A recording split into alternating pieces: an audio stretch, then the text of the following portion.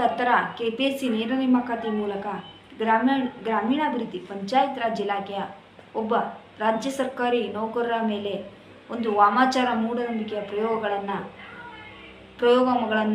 ಮಾಡೋದು ಕಾನೂನಾತ್ಮಕವಾಗಿ ಅಪರಾಧವಾಗಿರುತ್ತದೆ. ಹೀಗೆ ನಾನು ವರದಿಯನ್ನು ಕೂಡ ದೂರನ್ನು ಕೂಡ ಹತ್ತಿರದ ಸಮೀಪವಿರುವ ಪೊಲೀಸ್ ಠಾಣೆಯಲ್ಲೂ ಕೂಡ ದೂರು ದಾಖಲಿಸಿ 5 ವರ್ಷದಿಂದ ಹೋರಾಟದ ಜೀವನವಾಗಿದೆ. ಹೀಗೆ ಇಂತಿದೆ ವಿವರ. ಬೆಳಗಾವಿ ಅಧಿವೇಶನ 2024ರ ಶಾಸಕರಿಗೆ ನಾನು ಒಂದು ಮನವಿ ಪತ್ರವನ್ನು ಸಲ್ಲಿಸುತ್ತಿದ್ದೇನೆ. ಬೆಳಗಾವಿ ನಗರ ಕರ್ನಾಟಕ ಸರ್ಕಾರ ನಗರಾಭಿವೃದ್ಧಿ ಪ್ರಾಧಿಕಾರ ನಿವೇಶನಗಳು ನಮ್ಮ ಮಾವು ಕಾಲದಲ್ಲಿ ನಗರಾಭಿವೃದ್ಧಿ ಪ್ರಾಧಿಕಾರದ ನಿವೇಶನಗಳನ್ನು ತೆಗೆದುಕೊಂಡಿರ್ತಾರೆ. ಅಗ್ರಿಮೆಂಟು ಅಂದರೆ ಬಾಜು ಕಾಮನ್ ವಾಲ್ ಇರುತ್ತೆ, ಆ ಬಾಜು ಕಾಮನ್ ವಾಲ್ ಬಗ್ಗೆ ಅಗ್ರಿಮೆಂಟ್ ಕೂಡ ಮಾಡ್ತಿರ್ತಾರೆ. ಅವರಿಗೆ ಅಗ್ರಿಮೆಂಟ್ ಪ್ರಕಾರ ಫೀಸ್ ರಿಕವರಿ ಸ್ಟ್ರಕ್ಚರ್ ಬಗ್ಗೆ ಕೂಡ ನೋಟಿಸ್ ಕೋರ್ಟಿಂದ ಇಶ್ಯೂ ಮಾಡಿದ್ದೀವಿ.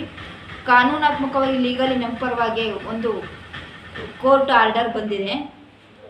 ಕಚೇರಿಗೆ ಅರ್ಜಿ ಸಲ್ಲಿಸಿ CDS ರೆಕಾರ್ಡ್ ನಂಬರ್ ಕೂಡ ತೆಗೆಸಿರ್ತೀವಿ. ಯೋಜನಾ ಸಂಖ್ಯೆ 33 ಕಾಮನ್ ಗೋಡೆಗಳ ಸಮಸ್ಯೆ ಚಕ್ಕಬಂದಿಯಲ್ಲಿ common wall fees recovery structure ಉದ್ಭವಿಸುವುದರಿಂದ ಸಿಟಿ ಸರ್ವೆ ಆಫೀಸ್ಗೆ ಸರ್ವೆ ಮಾಡಲು ಕೂಡ ನಾನು ಮನವಿ ಪತ್ರ ಸಲ್ಲಿಸುತ್ತೀನಿ.